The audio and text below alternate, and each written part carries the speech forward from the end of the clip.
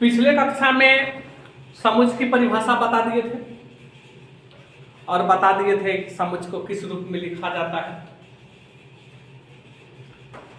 समुच्चय कहते किसको हैं। आज बताऊंगा समुच्चय को लिखने का तरीका क्या है। समुच्चय का परिभाषा तो बता दिए कि सुपरिभाषित वस्तुओं के संग्रह को समुच्चय कहते हैं। आज लिखने का तरीका बताएंगे। समुच्चय को लिखने का दो तरीका है,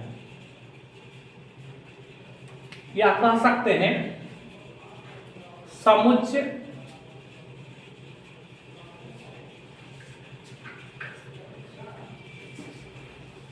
का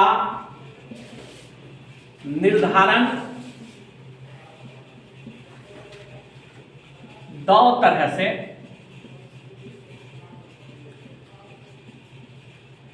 की जाती है। समुच्चय का निर्धारण दो तरह से की जाती है। नंबर एक, रोस्टर या सारणीबद्ध रूप। नंबर दो, समुच्चय निर्माण विधि। तो सबसे पहला है रोस्टर या सारणीबद्ध रूप। इस विधि में किसी भी समुच्चय को उसमें उपस्थित अवयवी संख्या या पदों को कोमा के रूप में लिखा जाता है। जब हम किसी समुच्चय को उसके अंदर उपस्थित अवयवी संख्या या पदों को कोमा के रूप में लिखते हैं तो वह समुच्चय लिखने की कौन सी विधि हो जाएगा? सारणीबद्ध रूप या रोस्टर रूप। रोस्टर रूप में याद रखना है हमेशा कि इस विधि में समुच्चय या मझली ब्रैकेट के अंदर जो भी चीज लिखा हुआ रहता है सब कोमा के रूप में रहता है। और दूसरा है समुच्चय निर्माण विधि। इस विधि में समुच्चय को उसके गुण के आधार पर लिखा जाता है। इस विधि में समुच्चय को उसके गुण के आधार पर लिखा जाता है। सबसे पहले हम चर्चा करेंगे रोस्टर या सारणीबद्ध रूप का। तो रोस्टर या सारणीबद्ध रूप लिखा जा सकता है। तो आगे बढ़ते हैं।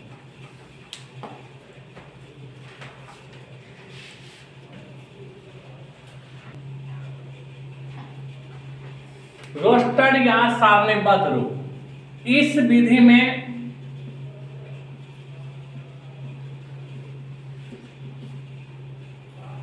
समुच्चय के सभी अवयवों को अर्धविराम या इसको बोलेंगे कॉमा,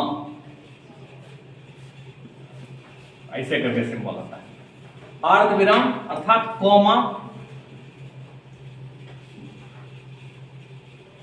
द्वारा अलग अलग करके लिखा जाता है। ध्यान रखना है, रोस्टर या सारणीबद्ध रूप में समुच्चय के सभी अवयवों को कोमा द्वारा अलग अलग करके लिखा जाता है। जैसे ए बराबर 1 2 3 4 5 डॉट डॉट डॉट डॉट। ये हो गया सारणीबद्ध रूप। एक्स बराबर A B C D E dot dot dot, ये सारणीबद्ध रूप हो गया। बी बराबर 2 4 6 8 10 डॉट डॉट डॉट, ये हो गया सारणीबद्ध रूप। इसी तरह चलते रहेगा। कहने का मेरा मतलब हुआ, अगर मझली ब्रैकेट के अंदर कोमा दे दे कर लिखा हुआ हो तो समझेंगे वह समुच्चय लिखने की कौन सी विधि है? सारणीबद्ध या रोस्टर। ठीक है, नोट करो।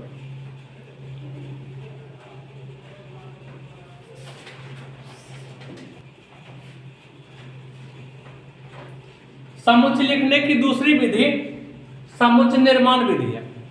इस विधि में किसी भी समुच्चय को उसके गुण के आधार पर लिखा जाता है। जब समुच्चय के अवयवों को उसके गुण के आधार पर लिखा जाता है तो वह समुच्चय निर्माण की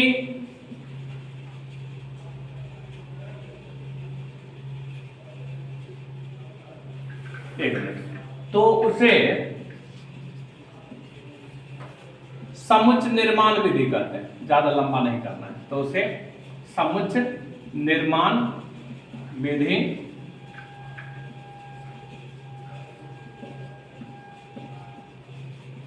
कहते हैं। जैसे अभी थोड़ा देर पहले क्या लिखे थे, 1 2 3 4 डॉट डॉट डॉट ये लिखे थे क्या कि ए बराबर 1 2 3 4 5 ये लिखे थे। ये क्या है, एक प्रकार की प्राकृतिक संख्या है ना, ये प्राकृतिक संख्या है। इसी को हम लिखेंगे ए बराबर x such that x एक प्राकृतिक संख्या है। कॉमा लगाकर लिखने की जरूरत नहीं है। x such that x एक प्राकृतिक संख्या है। ये जो दो बिंदु दिया हुआ है ना, ये जो दो बिंदु है इसको पढ़ेंगे सच दैट। तो a बराबर x सच दैट x एक प्राकृतिक संख्या है। उसी तरह x बराबर क्या लिखे थे, क्या लिखे थे ABC x such that x अंग्रेजी वर्ण माला का अक्षर है। ABCD लिखे थे। ABCD क्या है, अंग्रेजी वर्णमाला का अक्षर है। उसी तरह अगर B बराबर लिखे सम संख्या तो लिखेंगे x such that x एक सम संख्या है। यानी समुच्चय को दो ही तरह से लिखेंगे, या तो कॉमा लगाकर लिखेंगे और या तो उसके गुण के आधार पर लिखेंगे। कॉमा लगाकर लिखेंगे तो कहलाएगा सारणीबद्ध तरीका, अगर गुण के आधार पर लिखेंगे तो वह कहलाएगा समुच्चय निर्माण विधि। इसकी परिभाषा कोई खास मायने नहीं रखती है। जब समुच्चय के अवयवों को उसके गुण के आधार पर लिखा जाता है तो उसे समुच्चय निर्माण विधि कहते हैं। सिर्फ याद रखना है कि गुण के आधार पर लिखेंगे तो समुच्चय निर्माण विधि हो गया, कॉमा लगाकर लिखेंगे तो कौन सा विधि होगा, सारणीबद्ध। ठीक है, या रस्टर फॉर्म होगा, नोट करो।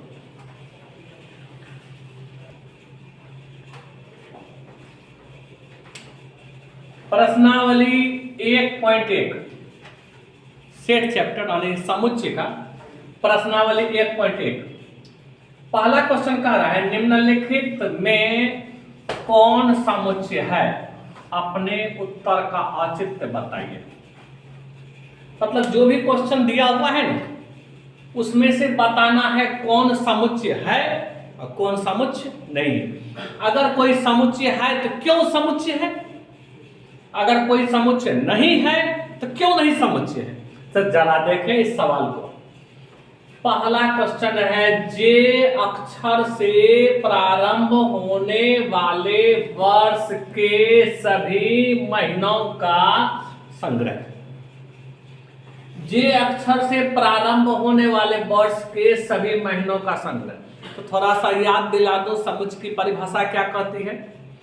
सुपरिभाषित वस्तुओं के संग्रह को समुच्चय कहते हैं। जिसकी परिभाषा दी जा सके उसे समुच्चय कहते हैं, और जिसकी परिभाषा हम नहीं दे सकते हैं उसे समुच्चय नहीं कहते। जरा देखते हैं। जे अक्षर से प्रारंभ होने वाले वर्ष के सभी महीनों का संग्रह। एक वर्ष में 12 महीना होता है, पता है एक वर्ष में 12 महीना। अब 12 महीना में ऐसा कोई महीना है जो जे अक्षर से प्रारंभ होता है? जे अक्षर से प्रारंभ होने वाला महीना है जनवरी, जून, जुलाई। यानी जनवरी, जून, जुलाई, ये 3 महीना ऐसा है जो कि जे अक्षर से प्रारंभ होता है। तो परिभाषा तो संपन्न होने दिया, अतः समुच्चय क्या है? समुच्चय है। समझ में आया है? अतः समुच्चय है। अब दूसरा क्वेश्चन देखते हैं। दूसरा क्वेश्चन कहता है भारत के 10 सबसे अधिक प्रतिभाशाली लेखकों का संग्रह। भारत के 10 सबसे अधिक प्रतिभाशाली लेखकों का संग्रह। भारत में ऐसा 10 गो लेखक चुनना है जो सबसे ज्यादा जो है ना प्रतिभाशाली है, सबसे बढ़िया लेखक है। तो एक चीज बता दूं, किसी भी लेखक का कोई किताब ज्यादा पॉपुलर हो जाता है या उसके द्वारा लिखी गई कविता कहानी ज्यादा पॉपुलर हो जाता है तो वह प्रतिभाशाली हो जाता है कुछ दिन के लिए। लेकिन जब कोई दूसरा लेखक आता है उससे भी ज्यादा पॉपुलर उसका बुक हो जाता है तो वह ज्यादा प्रतिभाशाली हो जाता है। फिर उसको पछाड़ कर कोई दूसरा लेखक आ जाता है पीछे छोड़कर, वो ज्यादा प्रतिभाशाली हो जाता है। इसी तरह कह सकते हैं कि कोई भी लेखक अपने आप में प्रतिभाशाली होता है। अगर सबसे अधिक प्रतिभाशाली की बात करें तो जब उसका किताब ज्यादा पॉपुलर हो जाता है, ज्यादा लोकप्रिय हो जाता है तो वह प्रतिभाशाली हो जाता है, अधिक प्रतिभाशाली हो जाता है। और जब उसका किताब जो है ज्यादा पॉपुलर नहीं हो पाता है तो हम समझते हैं वो कम प्रतिभाशाली है। अतः भारत के 10 सबसे अधिक प्रतिभाशाली लेखकों को चुनना जो है ना संभव नहीं है। कोई भी लेखक अपने आप में प्रतिभाशाली होते हैं। अगर वह कुछ लिखते हैं तो सोच कर लिखते हैं कि हम जो लिख रहे हैं सही लिख रहे हैं, वास्तव में वो सही ही लिखते हैं, लेकिन उसकी पॉपुलैरिटी कभी कम हो जाती है कभी ज्यादा हो जाती है। अतः यह समुच्चय नहीं है, इसकी परिभाषा ठीक ढंग से नहीं दी जा पा रही है। जब हम इसकी परिभाषा ठीक ढंग से नहीं दे रहे हैं, यह क्या है? समुच्चय नहीं है। यह समुच्चय नहीं है क्योंकि कोई भी लेखक अपने आप में प्रतिभाशाली होता है, प्रतिभाशाली। ठीक है। अगला क्वेश्चन 3 नंबर का कह रहा है विश्व के सर्वश्रेष्ठ 11 बल्लेबाजों का संग्रह। विश्व में जितना भी खिलाड़ी है खास करके क्रिकेट में, उसमें से कहता है 11 बल्लेबाज को चुनने के लिए। तो बता दो, जिस खिलाड़ी का जिस दिन बल्ला ज्यादा चला वह उस दिन के लिए ज्यादा सर्वश्रेष्ठ हो जाता है, या किसी खास महीना के लिए ज्यादा सर्वश्रेष्ठ हो जाता है। अगर कोई खिलाड़ी, वही खिलाड़ी अगले दिन या अगले बार जो है 0 पर आउट हो जाता है तो उसकी श्रेष्ठता क्या होती है? समाप्त हो जाती है। अतः यह समुच्चय नहीं है क्योंकि विश्व के सर्वश्रेष्ठ 11 बल्लेबाजों का संग्रह करना संभव नहीं है। कोई भी बल्लेबाज जब बढ़िया रन बनाता है तो वह श्रेष्ठ कहलाता है। जिस दिन बढ़िया रन नहीं बनाता है तो वह श्रेष्ठ नहीं कहलाता, उसकी श्रेष्ठता क्या होती है? समाप्त हो जाती है। अतः यह समुच्चय नहीं है। अतः यह समुच्चय नहीं है। समुच्चय नहीं। कोई दिक्कत तो है? अगला क्वेश्चन, आपकी कक्षा के सभी बालकों का संग्रह। आपकी कक्षा में जितने भी बालक है उसका संग्रह करना है। तो अगर मान लिया जाए क्लास में 20 गो बालक है तो संग्रह तो आराम से कर सकते हैं। 20 का नाम क्या है? जो भी नाम है आसानी से लिख सकते हैं। जब नाम उसका लिख सकते हैं उससे परिचय लिख सकते हैं। यह तो परिभाषित न हो गया। अतः यह समुच्चय है, इसकी परिभाषा दी जा सकती है। अतः यह समुच्चय है, इसकी परिभाषा दी जा सकती है, ठीक है। तो अगला सवाल देखते हैं।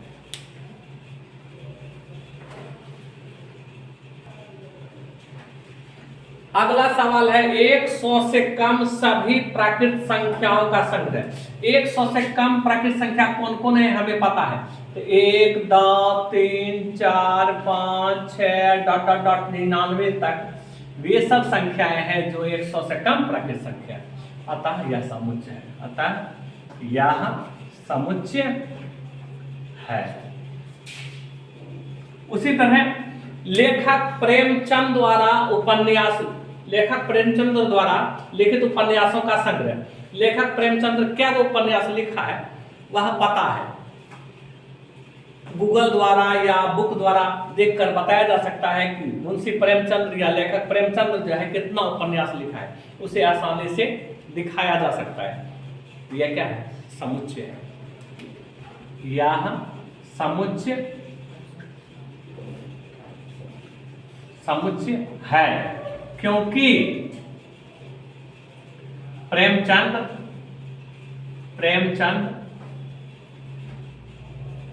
एक निश्चित संख्या में उपन्यास लिखा है, उपन्यास लिखा है। अगला को सभी समप्राकृत संख्याओं का संग्रह, जितना भी समप्राकृत संख्या सबको जमा किया है। तो बता दो 2, 4, 6, 8, 10 डॉट डॉट डॉट, ये समप्राकृत संख्या है, अतः समुच्चय है। नोट कर लो। कोई दिक्कत समझ में आई? समझा? ठीक है, नोट।